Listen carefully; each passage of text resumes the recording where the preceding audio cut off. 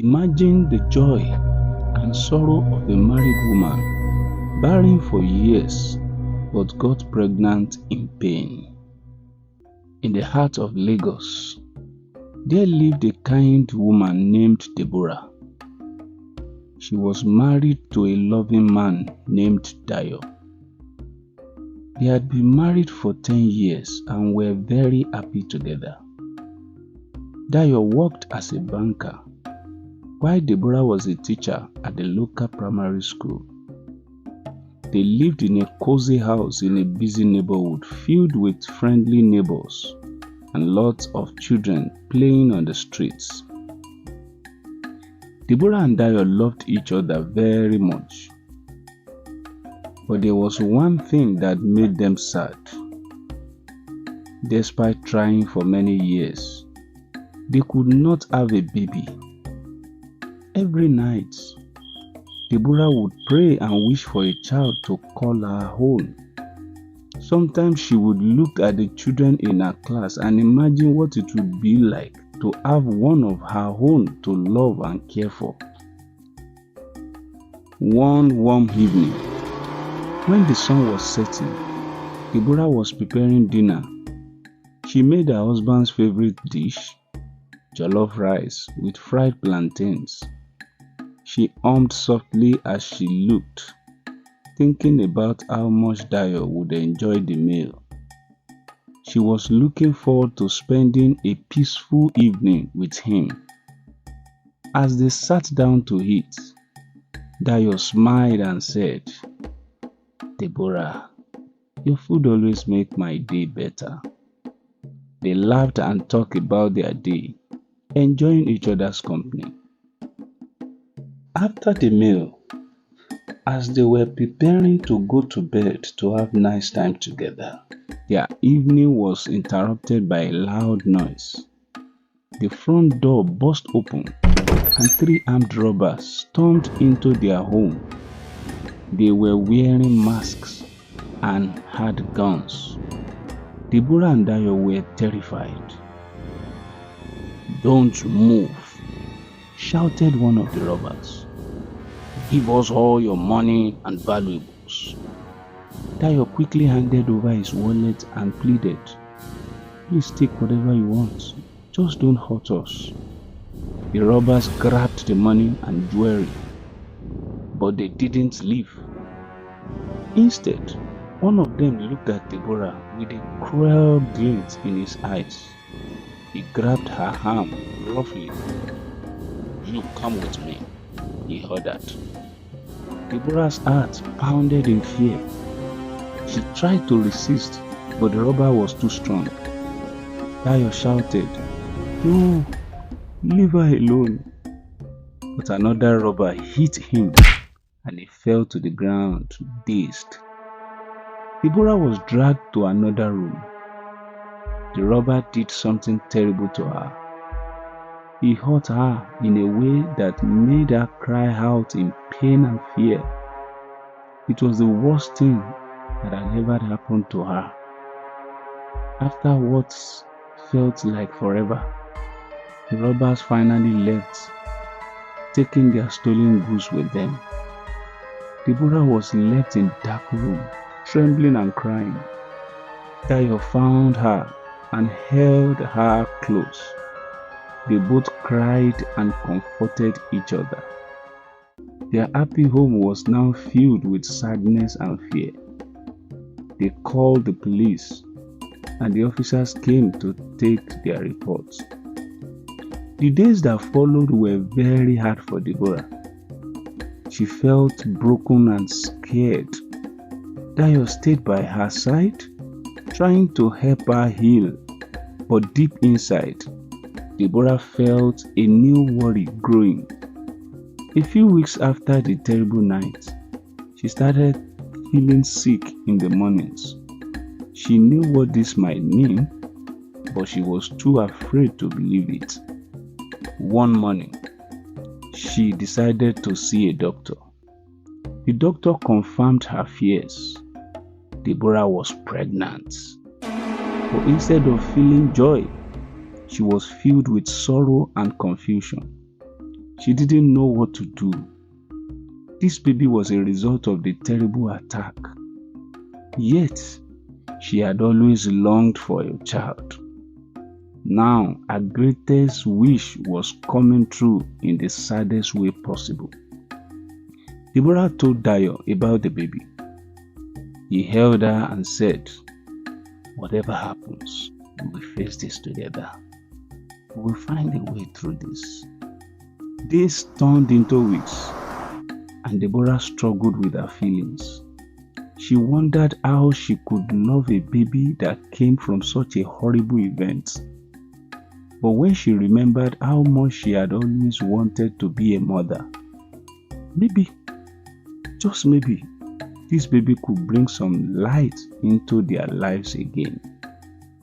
As the months passed, Deborah started to feel the baby move inside her. She would place her hand on her belly and talk to the baby, telling it stories and singing lullabies. She started to feel a tiny spark of hope. Dayo was also trying to find a way to accept the baby. He talked to Deborah and reassured her every day. They knew it wouldn't be easy, but they were determined to face this challenge together. Deborah's belly grew bigger, and with each passing day, she felt stronger. She started to believe that this baby, though born from a night of horror, could be a source of new beginnings and healing. As Deborah's pregnancy progressed, she found herself in a whirlwind of emotions. The memories of that dreadful night were still fresh in her mind, and yet she couldn't ignore the tiny flutters and kicks coming from her growing belly. It was as if the baby was telling her, "I am here, I need you." One sunny afternoon, Deborah was sitting on the porch, gently rocking back and forth in her old wooden chair. She had her hand on her stomach, feeling the baby's gentle movements.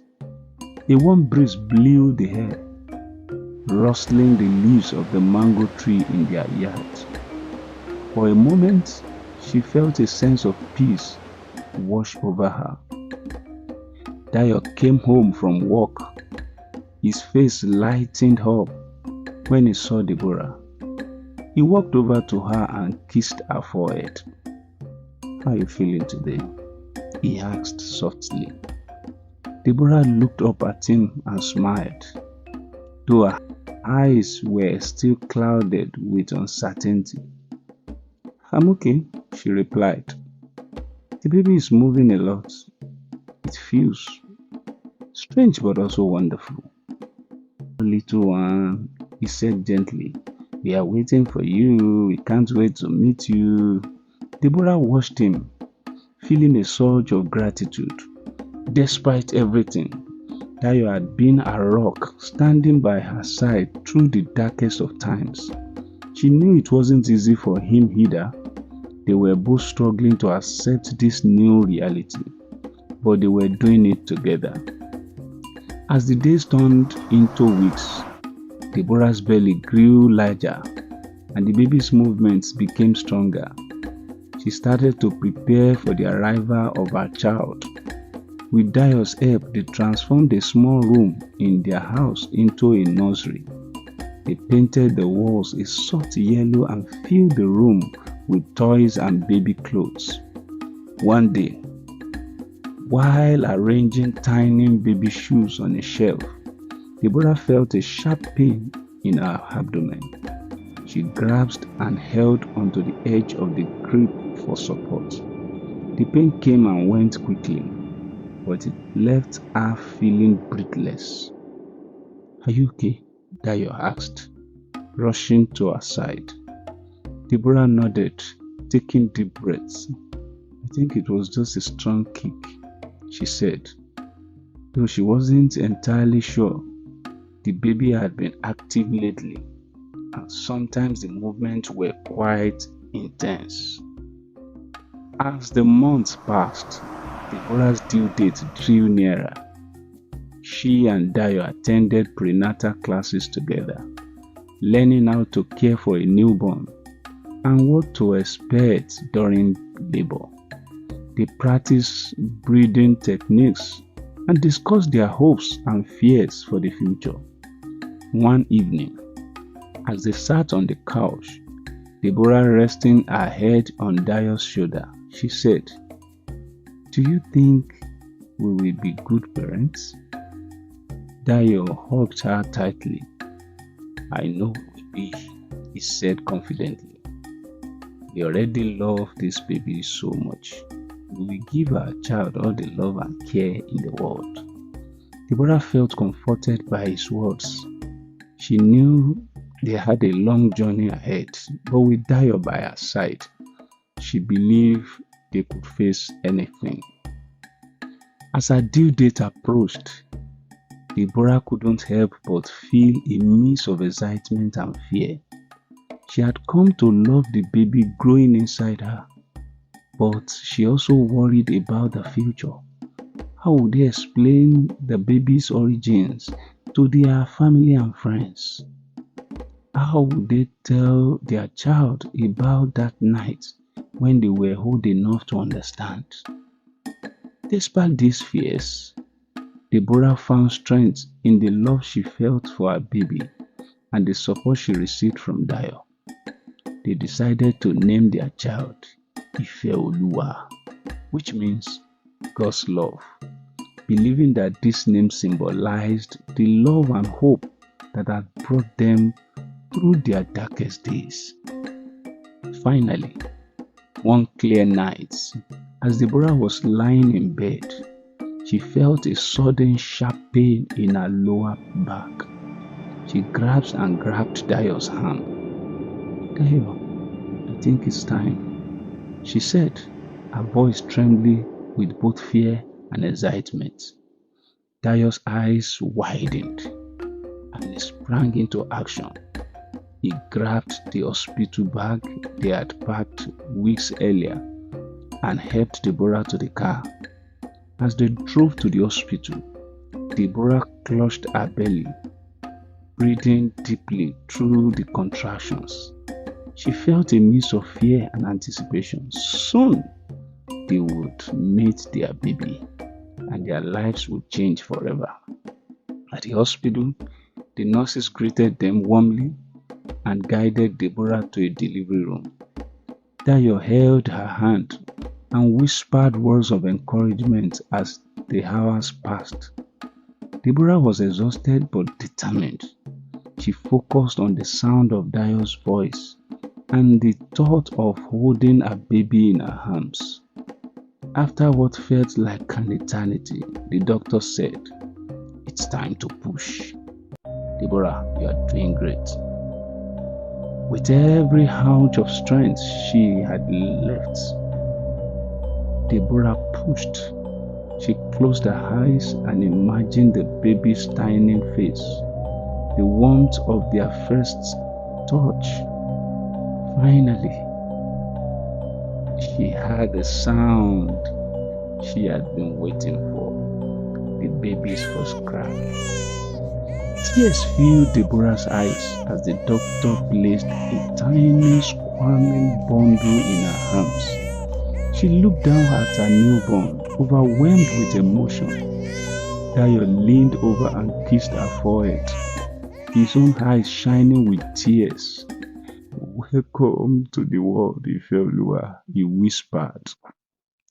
Deborah gazed at her baby, feeling a profound sense of love and protectiveness. She knew their journey was just beginning. Together, they could face the challenges and joys of parenthood. They would give Ifeoluwa all the love they had, and they would find a way to heal from the past. The days following Ifeoluwa's birth were a mix of sleepless nights and joyful moments. Deborah and Dayo found themselves adjusting to their new roles as parents, learning the rhythms of feeding, diaper changes, and soothing their baby. The house, once filled with the weight of sorrow and fear, now echoed with sweet sounds of Ifeoluwa's coos and cries.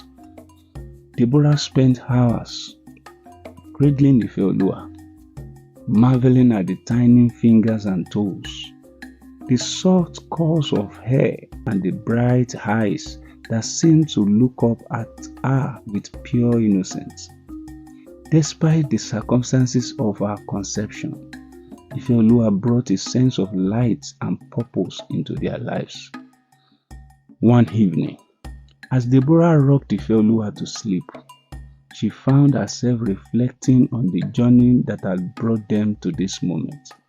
She remembered the horror of that terrible night, the fear and pain that had seemed insurmountable. But now, holding her daughter close, she realized how far they had come.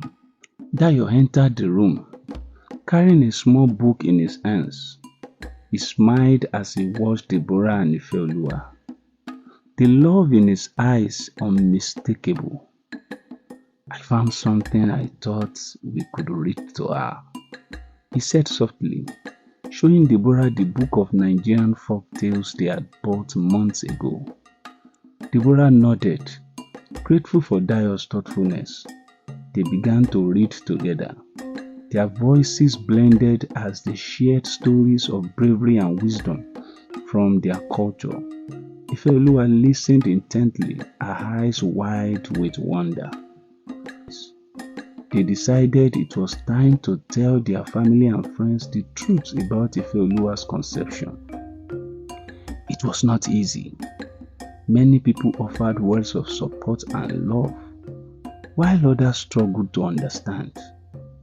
But through it all, Deborah held her head high, knowing that their story, though painful, was one of resilience and hope.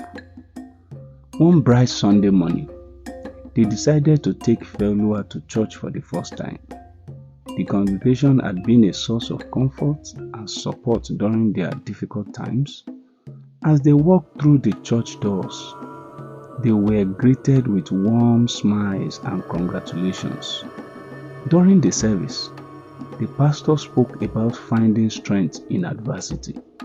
He looked directly at Deborah and Dayo, saying, "Sometimes our greatest blessings come from our deepest wounds.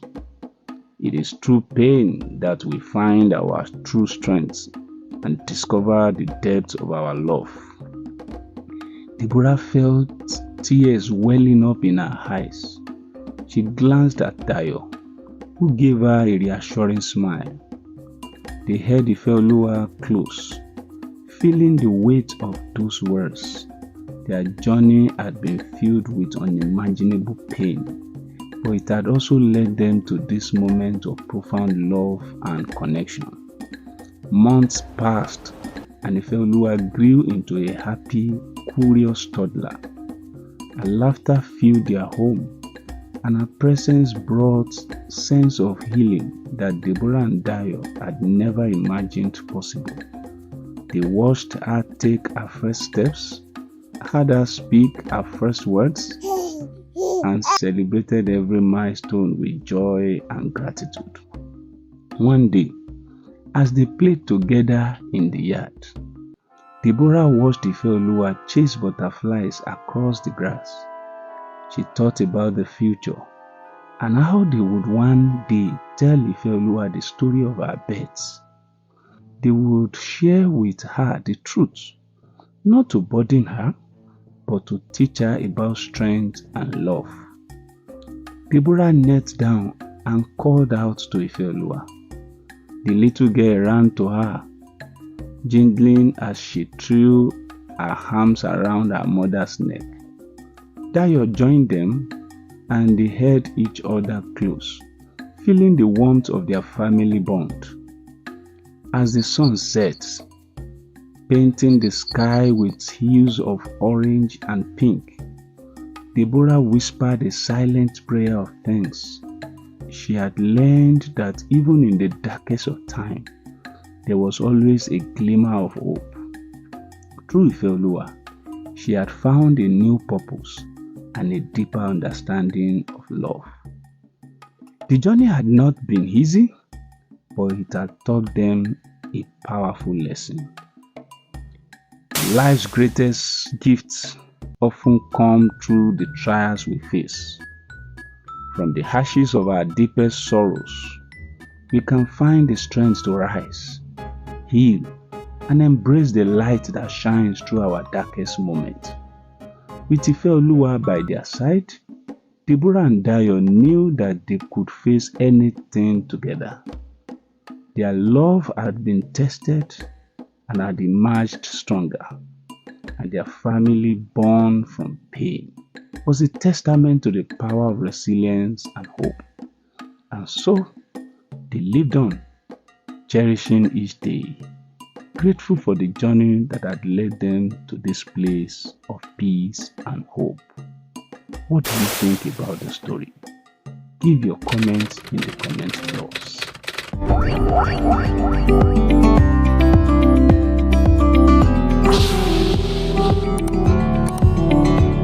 Subscribe.